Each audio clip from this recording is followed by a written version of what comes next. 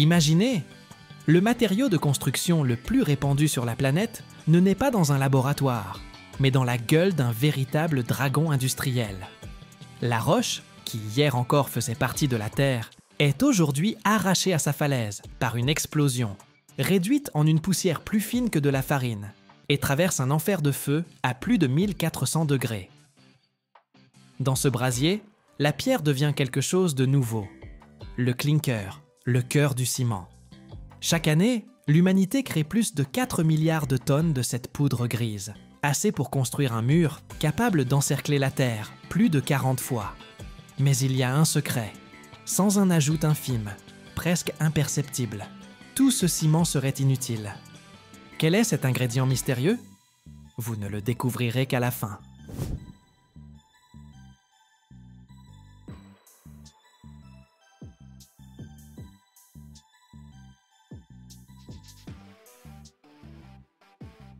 Tout ne commence pas dans l'atelier, mais dans une immense blessure ouverte sur le corps de la Terre. Une carrière. L'ingrédient principal de notre recette, représentant environ 80% de la masse totale, est le calcaire. Une simple pierre qui est essentiellement le reste fossilisé d'anciennes créatures marines. Pour l'arracher à sa roche-mère, les ingénieurs mènent une véritable opération spéciale. Ils forent des dizaines de trous profonds, y placent des centaines de kilogrammes d'explosifs, et avec un boum sourd et profond qui fait trembler la terre à des kilomètres à la ronde, des milliers de tonnes de pierres se détachent du massif rocheux. Ensuite, de véritables monstres entrent en scène, des tombereaux de carrière, dont les roues sont plus hautes qu'un homme. Un excavateur gigantesque, dont le godet peut soulever d'un seul coup le poids de plusieurs voitures, charge ces blocs de pierre dans les bennes des camions. Ces géants jaunes transportent leur cargaison jusqu'au premier point de transformation, le concasseur primaire.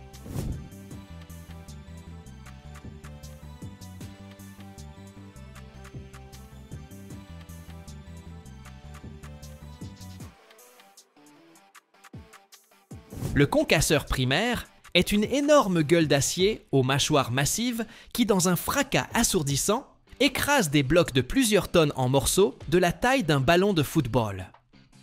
En même temps que le calcaire, on ajoute dans le concasseur le deuxième ingrédient important, de l'argile ou du schiste. Ils sont la source du silicium, de l'aluminium et du fer, nécessaires à la bonne chimie de notre futur ciment.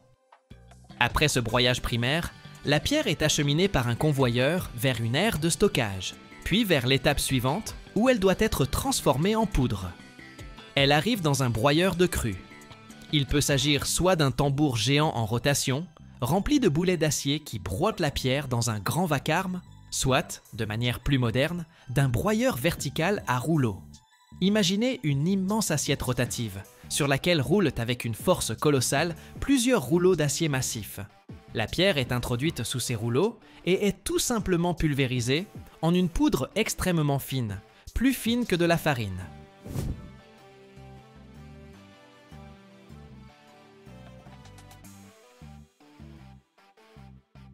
Un puissant courant d'air chaud saisit cette poussière et l'entraîne hors du broyeur. Ce processus broie et sèche la matière première simultanément. La poudre obtenue, appelée la farine crue, est soigneusement mélangée dans d'immenses silos, à l'aide d'air comprimé, pour obtenir un mélange parfaitement homogène. Et c'est maintenant que ce mélange gris et poudreux est prêt pour sa rencontre avec le feu. Il entame son voyage au cœur même de l'usine, dans le ventre du dragon industriel, le four rotatif. Un immense tube d'acier, long de 200 mètres, comme 2 terrains de football, revêtu à l'intérieur de briques réfractaires. Ce tube est installé avec une légère inclinaison et tourne très lentement, presque imperceptiblement, sur son axe. La farine crue est introduite par l'extrémité supérieure, légèrement surélevée. Et par l'extrémité inférieure, un brûleur géant projette à l'intérieur une colonne de feu rugissante, comme le moteur d'une fusée.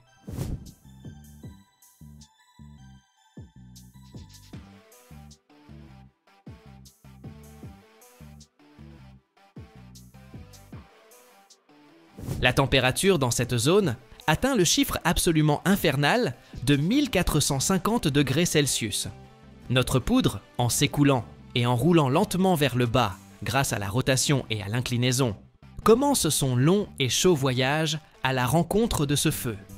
À l'intérieur du four, elle traverse plusieurs zones de température et des transformations étonnantes s'y produisent. D'abord, dans la zone la plus froide, le reste d'humidité s'évapore. Ensuite, lorsque la température atteint 900 degrés, a lieu le processus de calcination. Le dioxyde de carbone est libéré du calcaire, qui se transforme en oxyde de calcium. Et enfin, dans la zone la plus chaude, au cœur de l'enfer, se produit l'essentiel, la clinkérisation. L'oxyde de calcium réagit avec les oxydes de silicium, d'aluminium et de fer, formant de tout nouveaux minéraux aux noms complexes, comme l'halite et la bélite. La poudre fond et se transforme en petites billes sombres, gris-noir, de la taille d'un pois à celle d'une noix. C'est le clinker, le cœur et l'âme du ciment.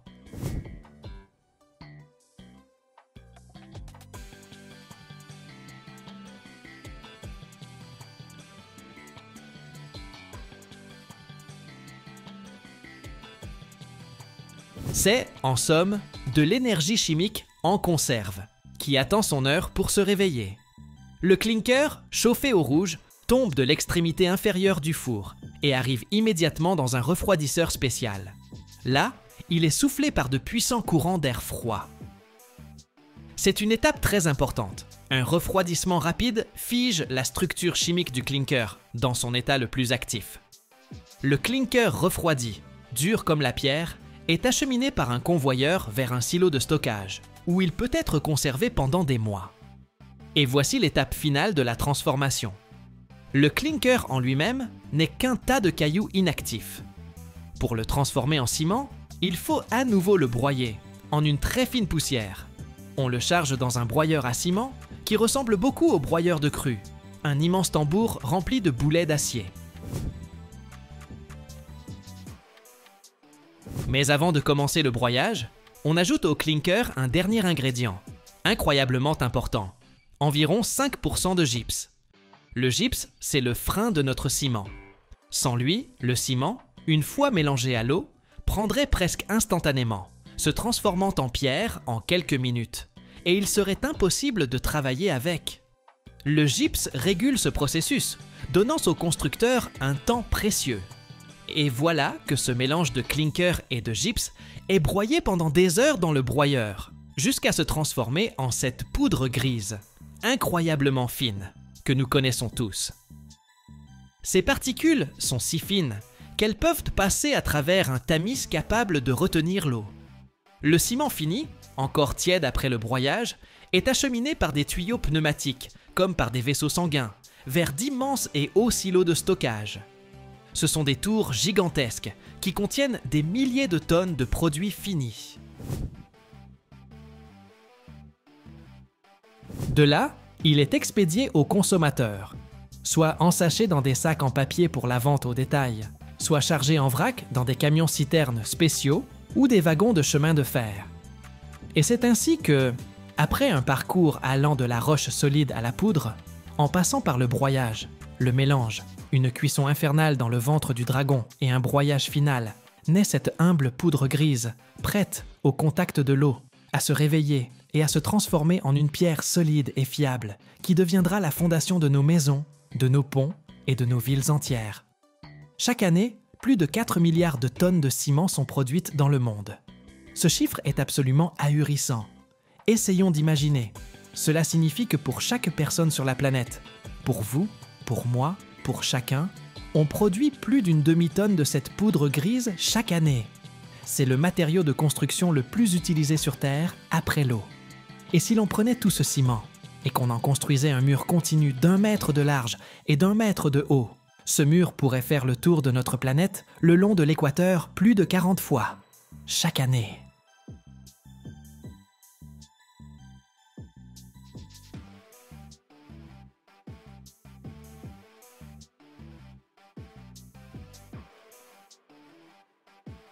Chaque année, une quantité d'eau de mer suffisante pour remplir des millions de piscines olympiques s'évapore dans le monde. Et tout cela pour un seul des produits les plus anciens et les plus précieux de l'histoire humaine, le sel. Dans la baie de San Francisco, de gigantesques marais salants occupent plus de 13 000 acres. C'est comme 10 000 terrains de football pavés.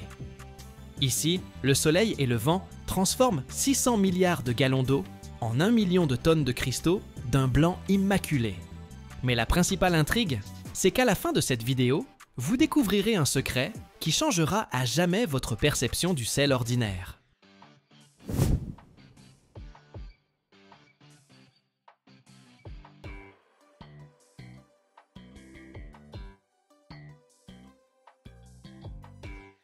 Vous pensez peut-être que le sel n'est qu'une épice bon marché. Mais non! Le marché du sel gastronomique, où le sel de mer est le roi incontesté, représente aux États-Unis un business de plusieurs centaines de millions de dollars. Et il croît à une vitesse folle. Les gens sont prêts à payer plus cher pour ce morceau de soleil et de mer dans leur assiette. Et vous allez maintenant comprendre pourquoi.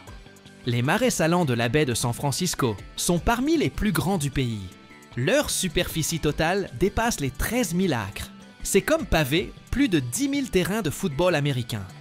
C'est une ville entière, construite de bassins peu profonds, qui scintillent de toutes les couleurs de l'arc-en-ciel, du bleu au rose, selon la concentration en sel et les micro-organismes. Et cette usine gigantesque produit annuellement plus d'1 million de tonnes de sel. C'est le poids d'environ 250 000 pick-ups Ford F-150. Chaque année!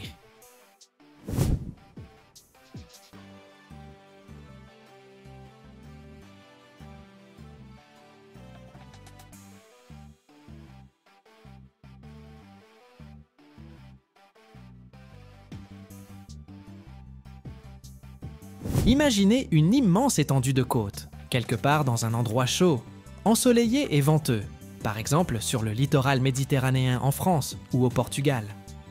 Ici, sur un terrain parfaitement plat, les hommes ont construit un véritable labyrinthe de bassins peu profonds et interconnectés, appelés des marais salants ou salines. Ça ressemble à de gigantesques rizières, sauf qu'au lieu du riz, c'est du sel qui va y pousser. Et voilà, à marée haute, on ouvre les vannes, et l'eau de mer, pure et pleine de vie, s'engouffre en un puissant courant dans le premier et le plus grand bassin. C'est notre jardin d'enfants pour les futurs cristaux. Les portes se referment, et pour l'eau commence un long et paresseux voyage. Pour obtenir une seule et unique livre de ce sel de mer croquant, le soleil et le vent doivent faire évaporer près de 3,5 gallons d'eau de mer. C'est-à-dire que pour 100 livres d'eau, on n'obtient qu'environ 3,5 livres de sel.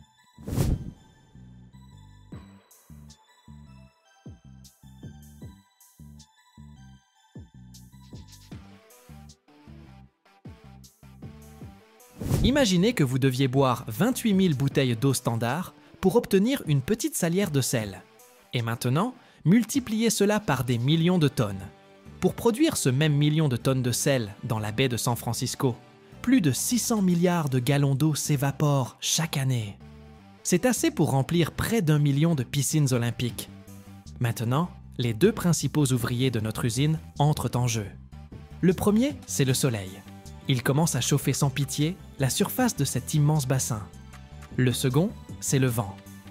Il se promène au-dessus de la surface, chassant l'air humide et accélérant l'évaporation. Jour après jour, semaine après semaine, l'eau s'évapore lentement mais sûrement, et la concentration en sel augmente. La solution devient de plus en plus salée. Quand elle atteint une certaine densité, on la pompe vers le bassin suivant, un peu plus petit et moins profond. Et le processus se répète. C'est comme préparer un sirop. On évapore lentement l'eau pour le rendre plus épais.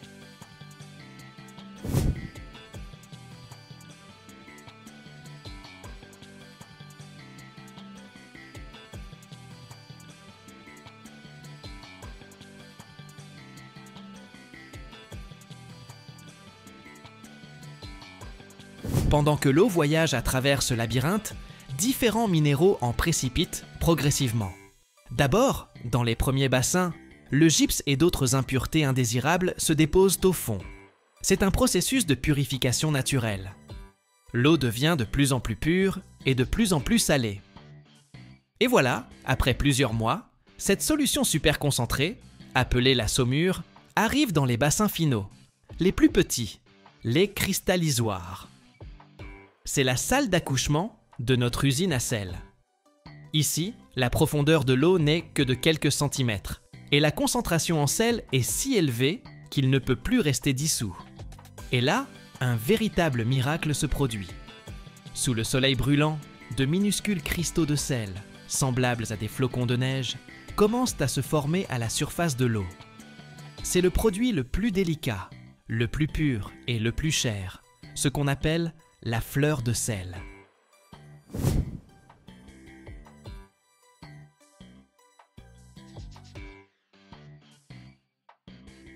Des ouvriers, appelés des paludiers, à l'aide de râteaux en bois spéciaux, semblables à d'énormes pelles, récoltent très délicatement, à la main, cette fine couche fragile à la surface. C'est un travail d'orfèvre qui demande une patience incroyable. Ces fleurs n'ont pas le temps de couler et d'absorber d'autres minéraux, c'est pourquoi elles ont un goût incroyablement pur et délicat. Les cristaux de sel qui n'ont pas été récoltés à la surface grossissent lentement et tombent au fond du cristallisoire, formant une couche épaisse et dense. Quand presque toute l'eau s'est évaporée et qu'une couverture blanche et brillante de sel repose au fond, c'est l'heure de la grande récolte. Parfois, cela se fait à la main, avec des pelles et des brouettes. Les ouvriers rassemblent le sel en d'immenses montagnes, d'un blanc immaculé, qui brillent au soleil comme des sommets enneigés. Dans les productions plus modernes, on peut utiliser de petites moissonneuses spéciales qui coupent et ramassent délicatement la couche de sel.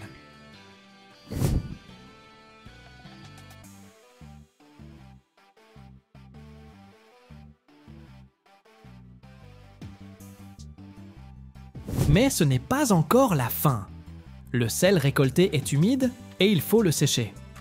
On le laisse dans ces énormes tas, directement à l'air libre, pendant plusieurs mois, parfois même un an.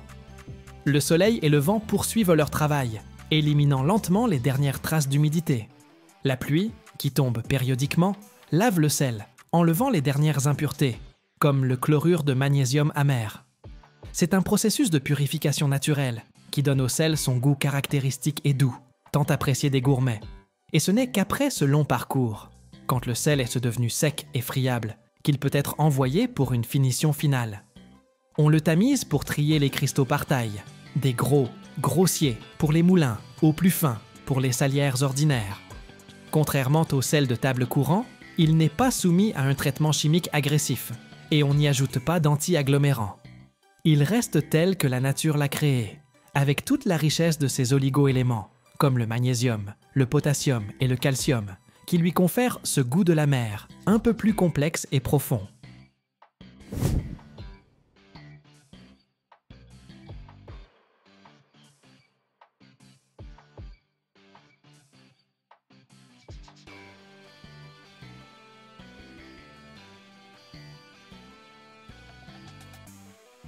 Alors, pourquoi les gens paient-ils plus cher pour ce produit séché au soleil? Le secret réside dans la chimie. Le sel de table ordinaire, extrait des mines, est du chlorure de sodium, presque pur à 100%. Il subit un traitement agressif où l'on en retire absolument tout le superflu. C'est comme un soldat parfaitement poli, mais un peu solitaire. Quant au sel de mer, après évaporation de l'eau, environ 80% de sa composition est ce même chlorure de sodium. Mais les 10 ou 15% restants, c'est un véritable cocktail de plus de 60 oligo-éléments venus de l'océan. Magnésium, potassium, calcium et bien d'autres. C'est cette queue minérale qui donne au sel de mer son goût plus complexe, plus doux et sa texture caractéristique. Ces chiffres sont donc la preuve que la plus ancienne technologie sur Terre, n'utilisant que le soleil et la mer, peut être non seulement belle, mais aussi incroyablement massive, transformant des milliards de gallons d'eau en millions de livres de saveurs pures.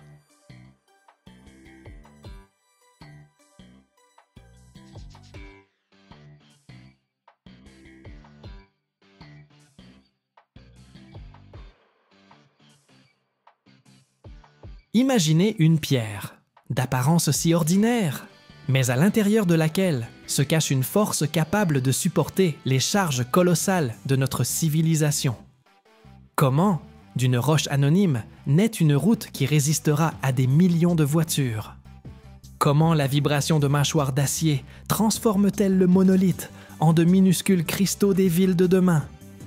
Chaque année, rien qu'aux États-Unis, plus d'1 milliard de tonnes de roches sont concassées, et ce vacarme s'entend bien au-delà des carrières.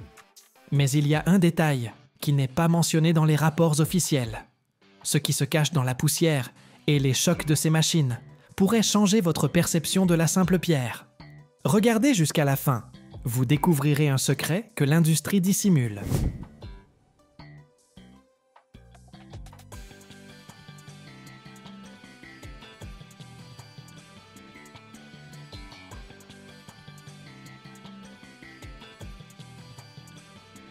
La première étape, la plus spectaculaire, du concassage des gros blocs de pierre dans les carrières est le broyage primaire des massifs rocheux.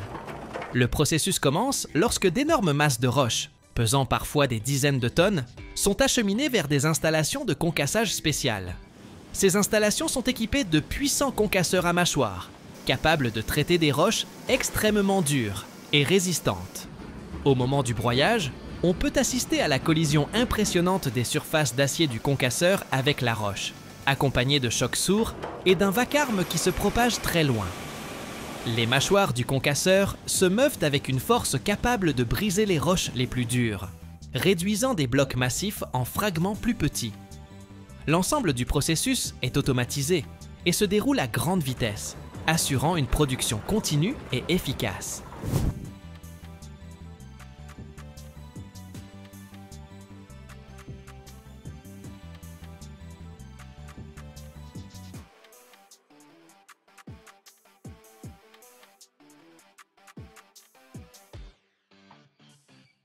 Après le concassage primaire, le matériau est acheminé sur des convoyeurs à chaîne qui l'élèvent pour la prochaine étape de broyage ou de criblage. La vulnérabilité du processus réside dans le fait que même aux étapes initiales, un contrôle minutieux est nécessaire, car des chocs trop intenses peuvent provoquer un broyage excessif ou la formation de poussière, ce qui affecte négativement la qualité du produit. Les caractéristiques techniques des concasseurs sont impressionnantes. Des moteurs de plusieurs centaines de kilowatts et des structures en acier lourdes de plusieurs dizaines de tonnes assurent un fonctionnement stable même sous une charge importante. La température des pièces métalliques augmente, mais des systèmes de refroidissement maintiennent un régime optimal pour un fonctionnement prolongé et ininterrompu. On utilise plusieurs types principaux de roches. Ces roches ont des propriétés différentes et sont utilisées en fonction de leurs caractéristiques techniques.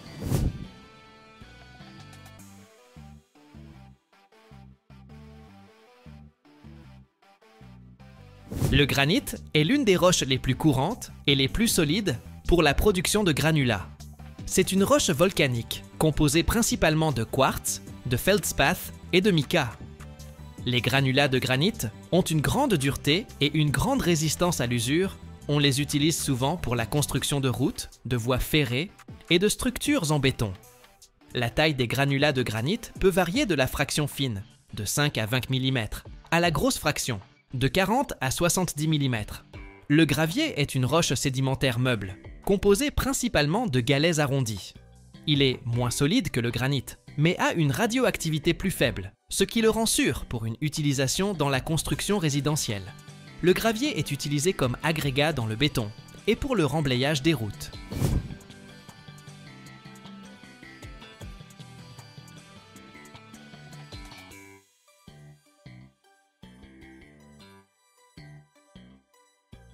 Le calcaire est une roche sédimentaire, principalement utilisée dans la construction de routes comme fondation et couche de base sous l'asphalte ou les dalles de béton. Les granulats de calcaire ont une dureté inférieure, mais constituent un matériau économiquement avantageux. Le quartzite est une roche métamorphique de grande dureté et de grande résistance à l'usure. Il est utilisé pour le revêtement des aérodromes et dans l'aménagement paysager. L'andésite est une roche volcanique, avec une bonne écocompatibilité et une bonne résistance à l'usure. Elle est utilisée pour la production de granulats et comme composant dans le béton. Ces pierres naturelles sont extraites dans des carrières, où elles subissent un concassage par explosif ou mécanique, suivi d'un tri.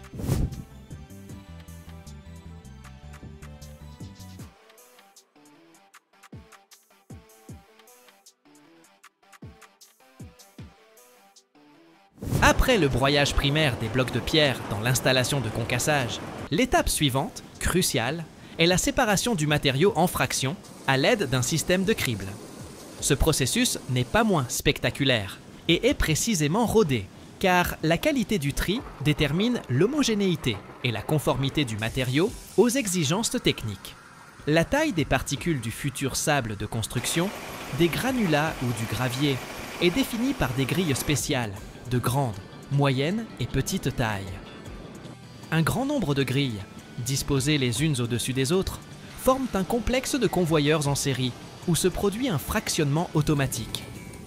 Les fragments grossiers restent en haut, subissant un traitement dans les concasseurs suivants, tandis que les produits plus fins sont tamisés vers le bas et tombent dans des réceptacles de tri.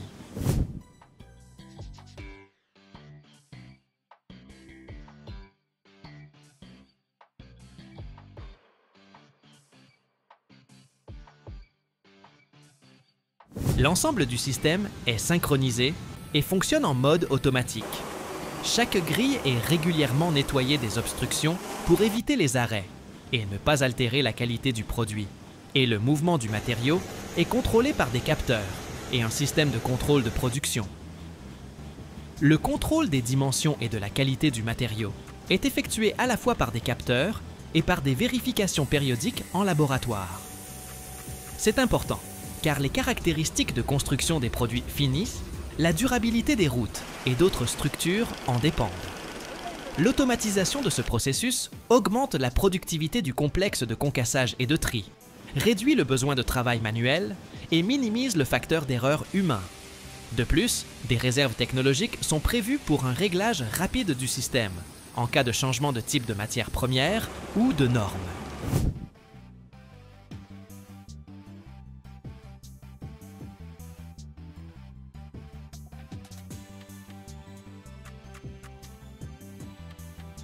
La vulnérabilité de cette étape réside dans le fait qu'une séparation de qualité du matériau en fractions assure une utilisation maximale de la matière première naturelle et crée d'excellentes conditions pour la fabrication ultérieure de mélanges de béton, de fondations, de routes et de voies ferrées.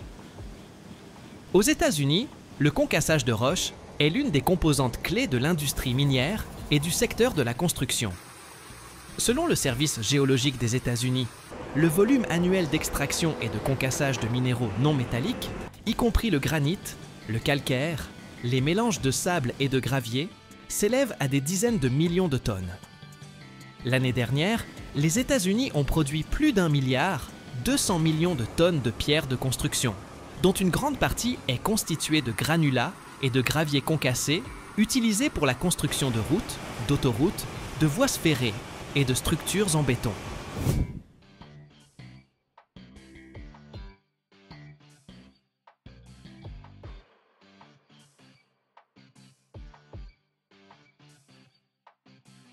Cela représente environ un tiers de la production mondiale de ces matériaux. La consommation d'énergie des entreprises de concassage aux États-Unis est constamment optimisée. Ces dernières années, l'introduction de technologies éco-énergétiques a permis de réduire les coûts d'électricité de 20%. Il est également important de noter qu'aux États-Unis, on applique des systèmes de contrôle de la sécurité environnementale à grande échelle qui réduisent les émissions de poussière et la pollution sonore lors du concassage. Le processus de concassage s'accompagne de la formation d'une grande quantité de poussière qui pollue l'air à proximité immédiate des carrières et des complexes de concassage. La poussière peut avoir un impact négatif sur la santé des travailleurs et des habitants des zones environnantes, provoquant des problèmes respiratoires, des allergies et d'autres maladies chroniques.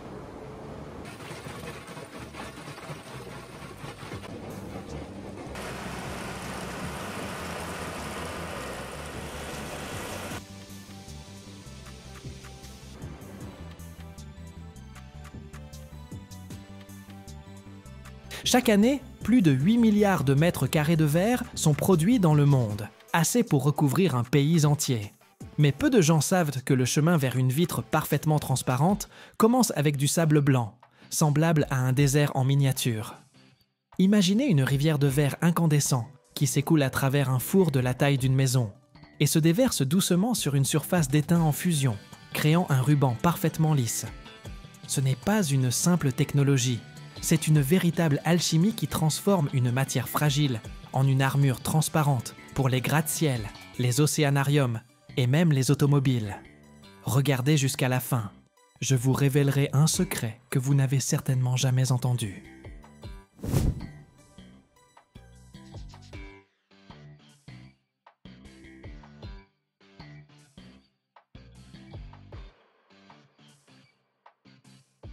Tout commence dans un immense entrepôt de matières premières, qui ressemble à un désert en miniature.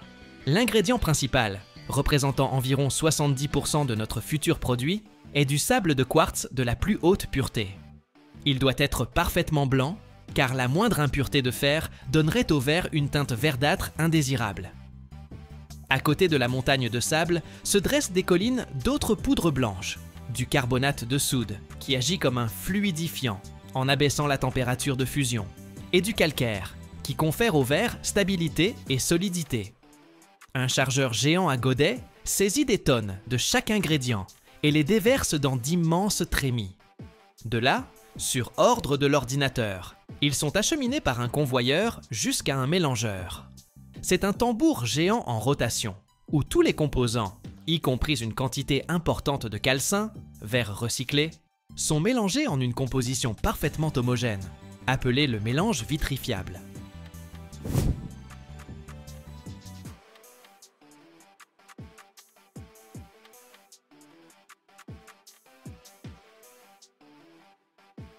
Maintenant, ce mélange sec, semblable à une poudre, entame son voyage au cœur même de l'usine, le four de fusion. Une immense cuve, revêtue à l'intérieur de briques réfractaires, de la taille d'une petite maison. C'est un four qui ne dort jamais. Il fonctionne en continu, pendant des années, en maintenant à l'intérieur une température de 1600 degrés Celsius. Le mélange vitrifiable est enfourné par un flux continu à une extrémité de ce four. En entrant dans cet enfer, il commence instantanément à fondre, se transformant en une rivière de verre liquide, épaisse, visqueuse et d'un orange éblouissant. Cette rivière s'écoule lentement à travers toute la cuve, et pendant ce temps, toutes les bulles de gaz s'en échappent, et la masse elle-même devient parfaitement homogène. Et voilà que cette rivière de feu, luminescente, sort du four et arrive sur l'invention la plus géniale du monde du verre, le bain float. Un long tunnel hermétique, rempli non pas d'eau, mais d'étain en fusion. L'étain a une surface parfaitement plane, un miroir.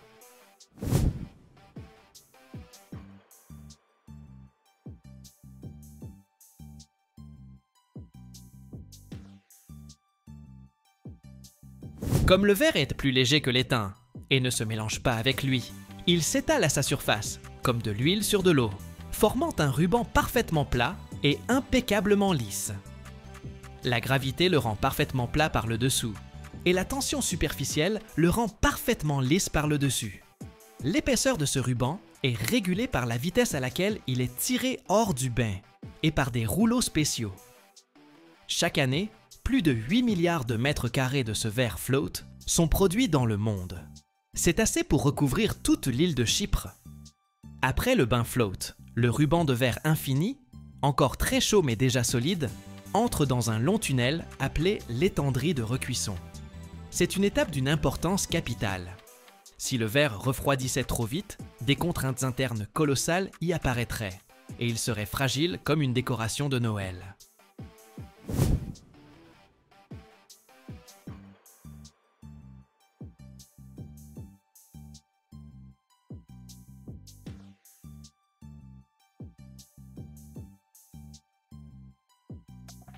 Dans l'étendrie, qui s'étend sur des centaines de mètres, la température du verre est abaissée lentement et de manière très contrôlée, de 600 degrés à la température ambiante. Cela permet aux molécules de se détendre et élimine toutes les contraintes. De l'autre côté de l'étendrie sort un ruban de verre parfaitement transparent, plat et libre de toute contrainte, qu'un coupe-verre automatique à molette de diamant découpe en d'immenses tonnes-feuilles, appelées des plateaux jumbo. Leurs dimensions peuvent atteindre 6 mètres sur 3. Mais ce n'est que la matière première. Ce n'est qu'une seule couche de notre futur sandwich. Pour les gratte-ciel et les aquariums, le verre ordinaire est trop faible. Ces feuilles sont donc envoyées pour un entraînement supplémentaire. Pour rendre le verre 5 à 7 fois plus résistant, on le trempe. La feuille de verre entre dans un four où elle est chauffée à une température de 620 degrés, presque jusqu'à son point de ramollissement. Puis, elle est instantanément extraite et soufflée des deux côtés par de puissants jets d'air froid.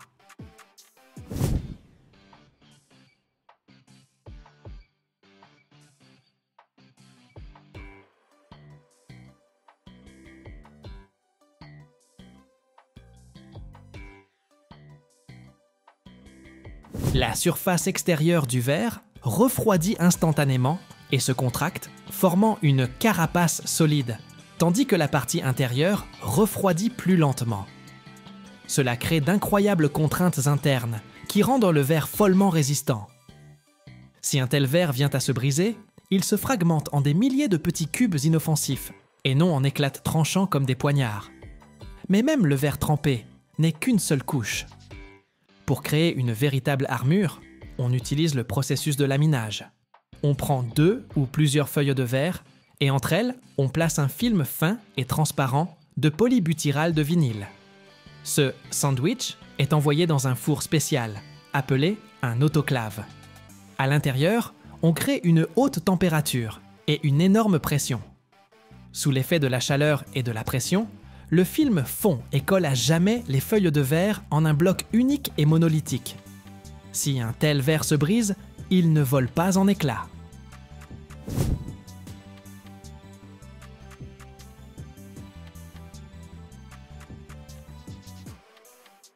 Les fragments restent collés au film, comme des mouches sur un ruban adhésif. C'est ainsi que l'on fabrique les pare-brises de voitures. Et c'est aussi comme ça que l'on fait le verre pour les gratte-ciel. Pour les aquariums, ce sandwich peut être tout simplement incroyable. Par exemple, l'épaisseur du verre acrylique de l'aquarium de Dubaï atteint 75 cm. C'est presque 1 mètre d'épaisseur.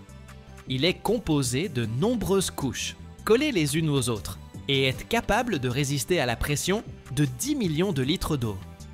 Enfin, sur le verre destiné au gratte-ciel, on applique un revêtement spécial. Dans une immense chambre à vide, on pulvérise sur la surface du verre de très fines couches de métaux, invisibles à l'œil nu, comme de l'argent ou du titane. Ce processus, appelé pulvérisation cathodique magnétron, crée un revêtement à faible émissivité, ou low EF. Il fonctionne comme un filtre intelligent en été, il réfléchit le rayonnement solaire infrarouge vers l'extérieur, empêchant la pièce de se réchauffer, et en hiver, au contraire, il réfléchit la chaleur des radiateurs vers l'intérieur de la pièce, l'empêchant de s'échapper.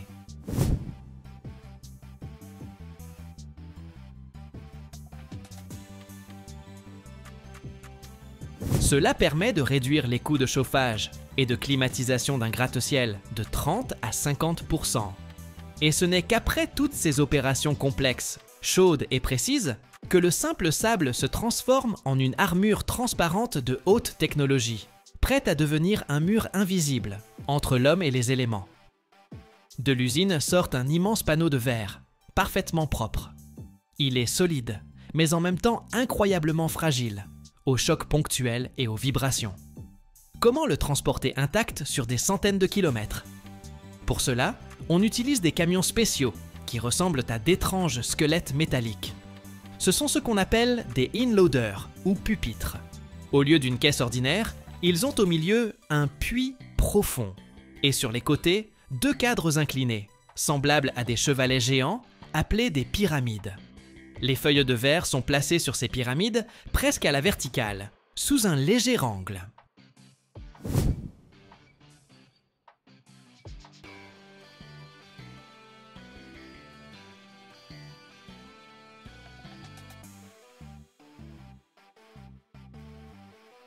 C'est fait pour que le poids soit réparti uniformément et pour minimiser les contraintes dues aux vibrations de la route. Chaque feuille est séparée de sa voisine par des intercalaires souples et l'ensemble du paquet est solidement maintenu par des dizaines de sangles et de pinces hydrauliques. Le chauffeur d'un tel camion est un véritable as.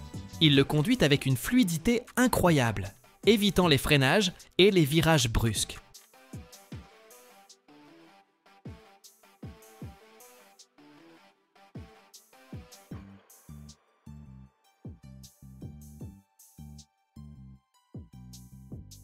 Chaque année, plus d'1 milliard de mètres cubes de bois sont abattus dans les forêts du monde. Mais rares sont ceux qui savent à quoi ressemble vraiment le travail sur les séquoias géants. Des arbres qui ont survécu à des empires et ont même vu les mammouths. Imaginez, un tronc de plusieurs mètres de diamètre et pesant des dizaines de tonnes, tournant sur un tour, lentement et avec un bruit sourd, comme le cœur de la Terre. Chaque passage de l'outil révèle un motif unique, façonné par la nature pendant des millénaires. Le secret de cet artisanat est stupéfiant. Et si vous regardez jusqu'à la fin, vous découvrirez un fait qui changera à jamais votre vision du travail du bois.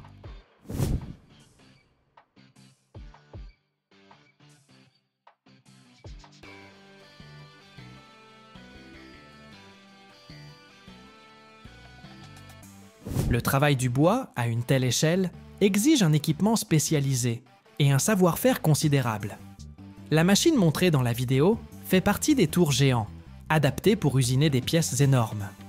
Sa zone de travail peut accueillir des pièces de plusieurs mètres de diamètre, et la longueur d'usinage atteint des dizaines de mètres. Un moteur puissant assure une rotation stable et douce du bois, même avec des poids importants. À l'aide de telles tours, les artisans retirent progressivement la couche extérieure d'écorce et de bois, en utilisant des outils de coupe et des racloirs affûtés. Le travail est mené avec une précision maximale, car la moindre erreur pourrait entraîner la perte d'un matériau précieux. Le maître artisan contrôle le processus d'usinage, ajustant la vitesse de rotation et la pression des outils sur le bois, pour façonner progressivement des formes complexes ou simples.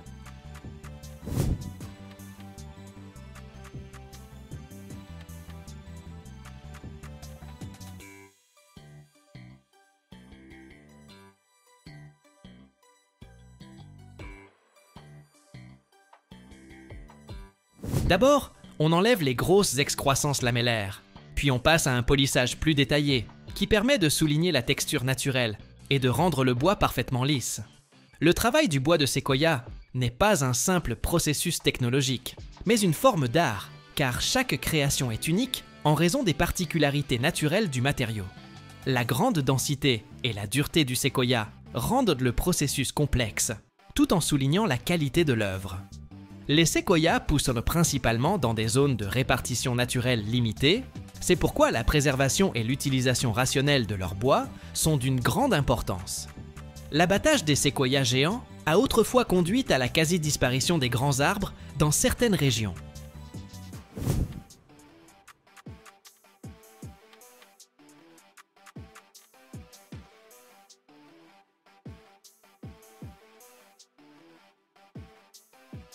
Par exemple, au 19e siècle, la société Kings River Lumber a abattu illégalement plus de 8000 de ces géants, provoquant une catastrophe écologique qui a affecté le climat et la biodiversité de la région. Les technologies modernes de transformation du bois permettent de tirer le meilleur parti de ce bois précieux en minimisant les pertes. L'utilisation de tours innovants, comme dans la vidéo, permet de travailler avec des pièces grandes et non standards, d'utiliser le matériau de manière rationnelle et de créer des produits de haute qualité. Le bois de séquoia, grâce à sa solidité et sa résistance à la pourriture, est un matériau de valeur pour la construction et la fabrication de meubles. Cependant, en raison du statut de protection de ces arbres, l'exploitation commerciale de leur bois est strictement réglementée.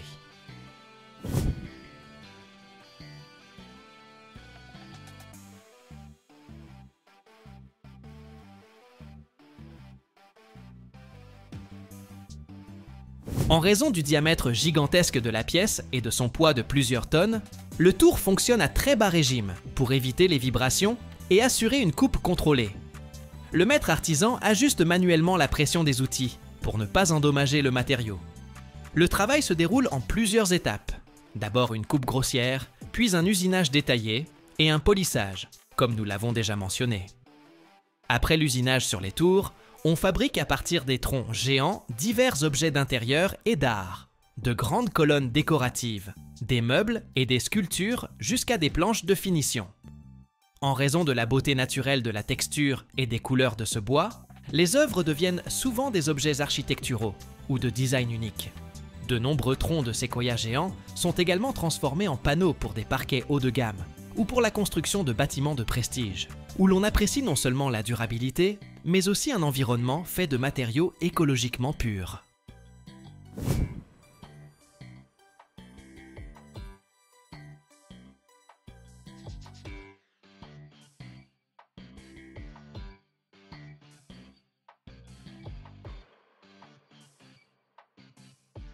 Dans certains cas, le bois est utilisé pour la fabrication de wagons, de traverses de chemins de fer, de poteaux télégraphiques et même de structures sous-marines, où la résistance à la pourriture et la solidité sont essentielles. On sait que certains séquoias anciens sont utilisés à des fins touristiques ou culturelles. Par exemple, aux États-Unis, on crée des tunnels dans des géants abattus, où les voitures peuvent passer librement, et d'autres troncs sont transformés en galeries ou en restaurants. Ce sont des attractions touristiques populaires. Le travail sur les troncs de séquoias géants est l'œuvre d'artisans hautement qualifiés, qui alignent une connaissance approfondie du travail du bois, à un goût artistique certain et à une grande maîtrise technique. Pour atteindre le niveau que l'on peut voir dans la vidéo, il faut un long parcours d'apprentissage et de pratique, la maîtrise d'une série d'outils et de techniques spécialisées.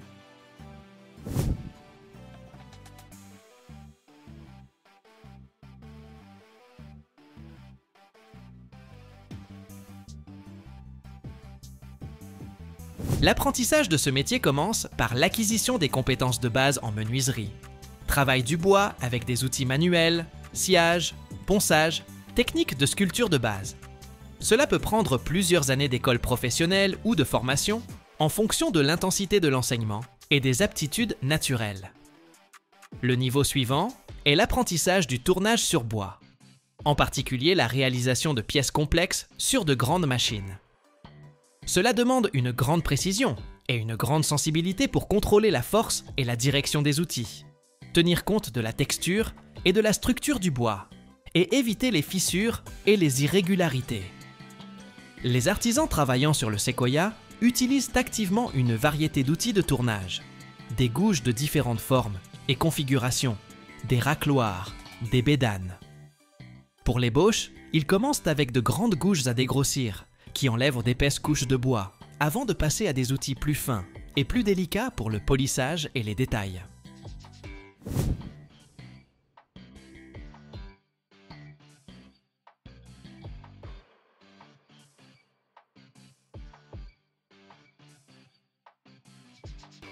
Les outils sont généralement en acier rapide ou dotés de plaquettes en carbure pour une durabilité et un tranchant maximum. Parallèlement au travail des outils, l'opérateur contrôle la vitesse de rotation de la pièce, ce qui est d'une importance capitale. En raison des dimensions gigantesques du séquoia, les tours de la machine sont très bas pour éviter les vibrations et assurer une coupe uniforme.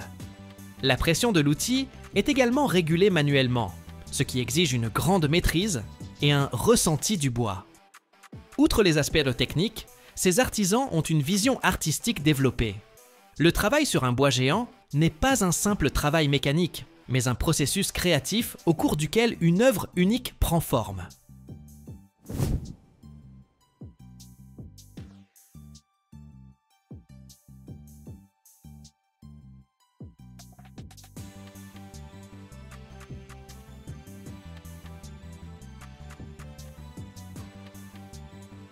Pour y parvenir, il faut allier la connaissance de la technique à la compréhension des propriétés naturelles du matériau et à des compétences artistiques. Dans les milieux professionnels, l'apprentissage peut durer de 5 à 10 ans, surtout s'il s'agit de travailler avec des arbres grands et coûteux. Souvent, les artisans font des stages, apprennent auprès de tourneurs expérimentés, participent à des masterclass et à des écoles d'art. Après une formation de base, l'artisan continue de se perfectionner, acquérant de l'expérience avec différentes essences de bois, de grandes pièces, des formes et des techniques complexes, créant ainsi des objets d'art uniques. C'est le respect rigoureux de la technologie, associé à une approche créative, qui permet d'atteindre des résultats impressionnants.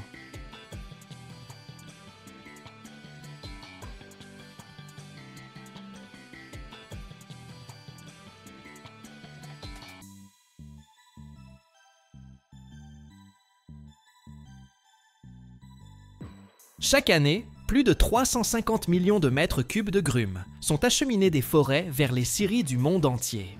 C'est assez de bois pour construire 1,5 million de maisons américaines. Mais voici une énigme. Seule la moitié de chaque grume parfaite est transformée en planche. Où disparaît le reste? Elle devient partie intégrante d'une industrie cachée que peu de gens connaissent. Imaginez, copeaux, sciures et même l'écorce trouvent une nouvelle vie, alimentant des filières de production entières. Et si vous restez jusqu'à la fin, vous découvrirez le secret de la transformation d'un simple arbre en des milliers de produits qui vous entourent au quotidien.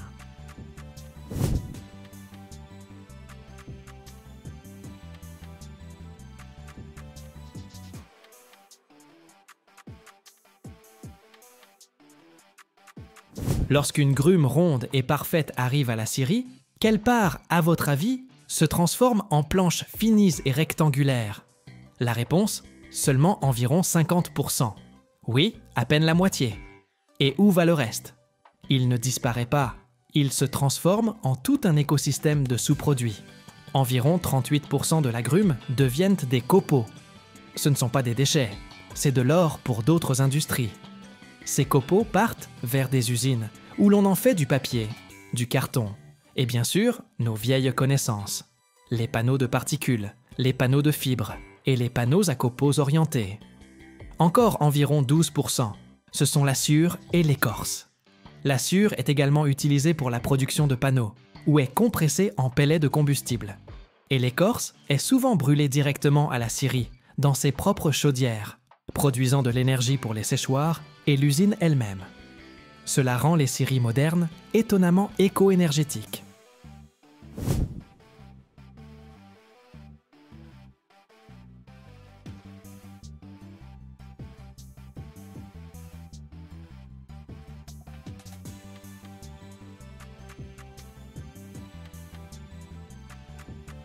De ces 350 millions de mètres cubes de grumes, on obtient environ 175 millions de mètres cubes de bois de sciage, c'est-à-dire de planches. C'est assez pour construire 1,5 million de maisons à ossature bois américaine de taille moyenne. Et la part du lion de cette production, plus de 75%, est du bois de résineux, comme le pin et le sapin. C'est le fameux lumber, avec lequel on construit la grande majorité des maisons aux États-Unis. Une immense colline chaotique de grumes fraîchement coupées, chacune longue de plusieurs dizaines de mètres et pesant plusieurs tonnes. Elles sont empilées les unes sur les autres, comme des allumettes géantes éparpillées par un enfant géant. Et au-dessus de ce chaos règne une grue gigantesque. Sa pince d'acier, semblable à la griffe d'un prédateur préhistorique, descend, saisit dans un grincement métallique une seule et unique grume, et la soulève dans les airs avec une facilité déconcertante. Un instant, elle reste suspendue, puis la grue la dépose avec fracas au début du convoyeur.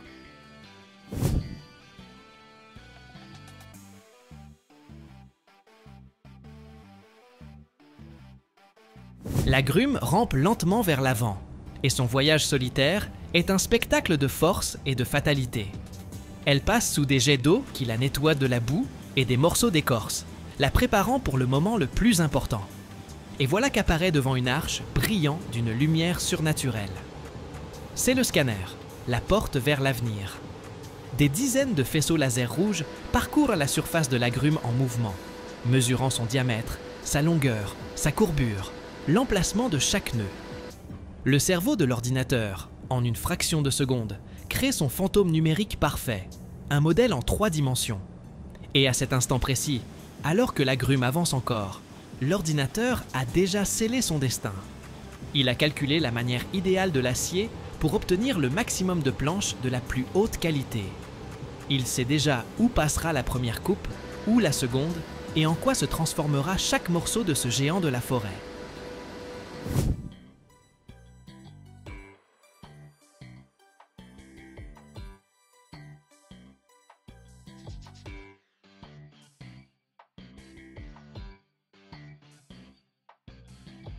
La grume approche lentement et de puissantes pinces hydrauliques la fixent, la préparant à la découpe.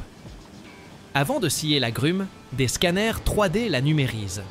L'ordinateur, en une fraction de seconde, crée son modèle numérique exact et calcule la manière idéale de la débiter pour obtenir le maximum de planches de la plus haute qualité. C'est ce qu'on appelle l'optimisation de la coupe. Grâce à cette technologie, le rendement en produit fini a considérablement augmenté au cours des dernières décennies.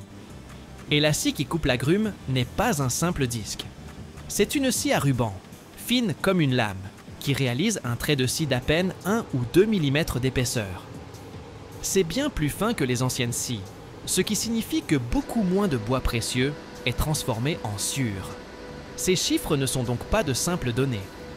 C'est l'histoire de la manière dont les technologies modernes permettent de prendre le don de la nature et de l'utiliser avec une efficacité maximale, transformant chaque grume en une gamme complète de produits utiles.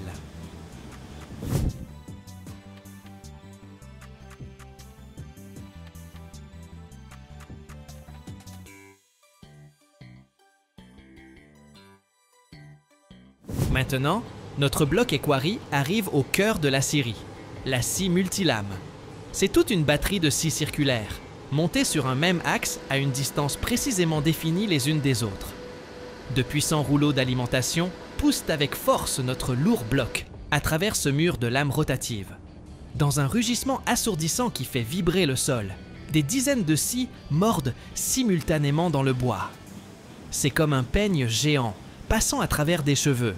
Sauf qu'à la place des cheveux, il y a du bois, et à la place des dents, des disques d'acier en rotation.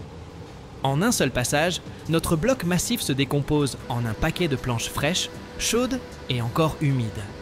Ces planches fraîchement nées, ainsi que les doses, sont éjectées de l'autre côté et arrivent sur le convoyeur suivant où le tri les attend.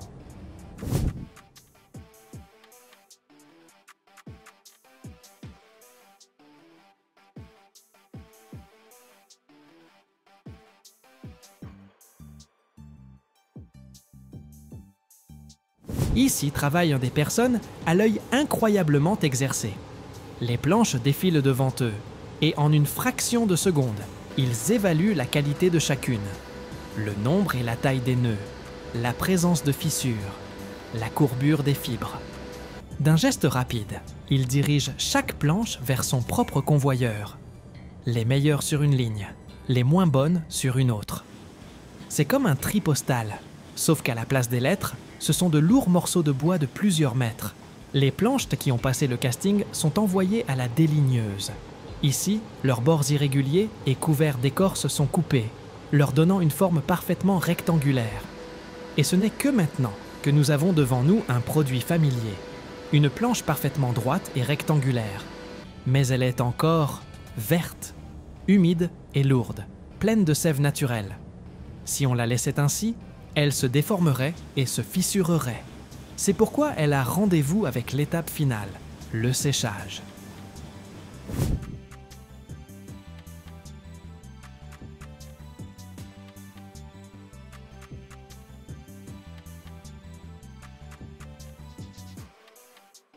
Les planches sont empilées en hautes piles bien ordonnées, en intercalant chaque couche de fines lattes pour que l'air puisse circuler entre elles.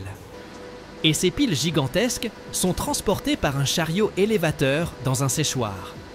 C'est une immense pièce hermétique, semblable à un sauna industriel. À l'intérieur, un ordinateur maintient un climat idéal, une température, une humidité et une vitesse de circulation de l'air spécifique. Ce processus peut durer de quelques jours à plusieurs semaines selon l'essence et l'épaisseur de la planche. L'air chaud extrait lentement et très délicatement l'humidité du bois, le rendant léger, solide et surtout stable.